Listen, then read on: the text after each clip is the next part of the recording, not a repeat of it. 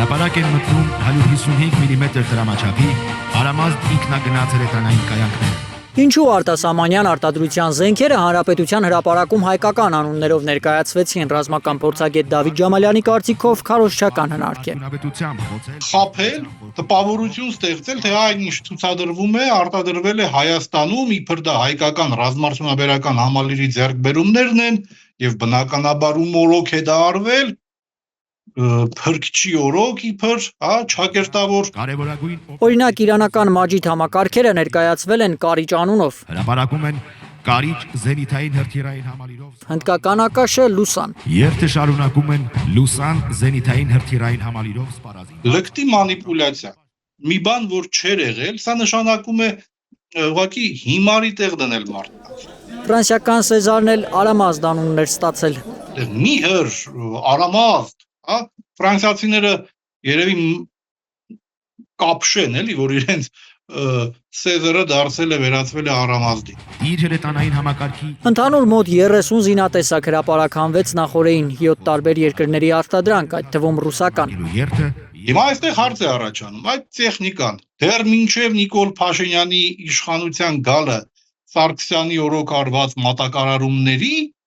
արդյունքում տեղ հասած տեխնիկան է։ Ինձ համար որպես պաշտպանության նախարար Պաշտպանության նախարար Սուրեն Պապիկյանը 5-շաբթի հանրային հեռուստաընկերության եթերում հայտնել էր, որ ցուցադրված բոլոր զենքերը Փաշինյանի պաշտոնավարման շրջանում են գնվել։ Եթե այդ սպառազինությունը ձեռք է բերվել 2020-ից հետո,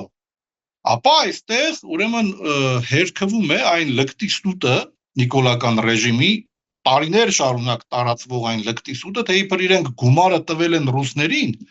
բայց փոխարենը զենք չեն ստացել։ Ադրբեջանական ստորաբաժանումները, որոնք հարված են հասցրել Փաշինյանը 2022-ի սեպտեմբերին էր դժգոհել, թե իր բառերով 100 միլիոնավոր դոլարներ վճարված են, բայց Հայաստանի նկատմամբ մատակարարումների պարտավորությունները չեն կատարվում։ ծանր հրետանային համակարգ 5-շաբթի նա ցուցադրել է ռուսական ՏՕՍ, կառավարվող Տոր, գործարանային D-30 հաուբիցներ անցնում է եւ ռուսական արտադրության ավիացիա։ Պետական պարտքի ավելացման հաշվին գնաց մյուս զինատեսակները նույնպես կարող էին ռուսական լինել ու ավելի էժան նստել Հայաստանի վրա, պնդում է Ջամալյանը։ Տեսնում եմ պետական միջոցների վատնում։ Ինչու, որովհետև համանման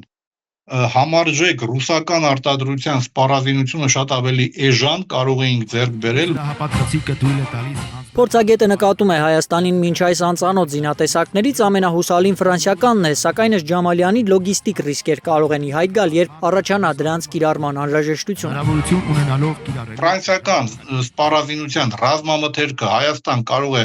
տեղ հասնել բերվել միայն Վրաստանի տարածքով, իսկ մենք գիտենք, որ 44 օրյայի ժամանակ Վրաստանը միակողմանիորեն օդը փակել է մեզ համար, մեր մատակարարումները արգելվել են։ շատ համազարգային կրակի Հնդկական արտադրության սպառազինության հանդեպ մեծ չէ փորձագետի վստահությունը, ասում է մարտական մկրտությունը անցել են միայն պինակա համակարգերը, որոնք հրապարակ էին դուրս բերվել որպես շանթ։ Այս մեկն է, որ էլի քիչ թե շատ կարող ենք համարել, որ հուսալիության հետ կապված ինչ որ խնդիրներ չկան։ Բայց այստեղ էլ կա հրթիռների մատակարարման հարց։ հարվածներն ապահովում Սպառազինության մատակարարումների դիվերսիֆիկացիան անհրաժեշտություն է փոքր պետությունների համար, ասում է Ջամալյանը, բայց ըստ նրա զինանոցը համալրելու փաշինյանական իշխանության մոտեցումը հետախուզական միջոցներից անընդունելի է, որովհետև այն հիմնվում է գերտերությունների շահերի բախման վրա, ոչ թե այդ շահերի փոխլրացման։ Բայց ոչ թե հակադրության սկզբունքով,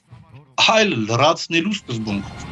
նրանց են հաջորդում Su-25 Ալբերտ Սերոբյան, Նորայր Շարբաթյան, Գագիկ Տեր-Ղազարյան, Հայլուր։ առաջին կարգի մարտական օդաչու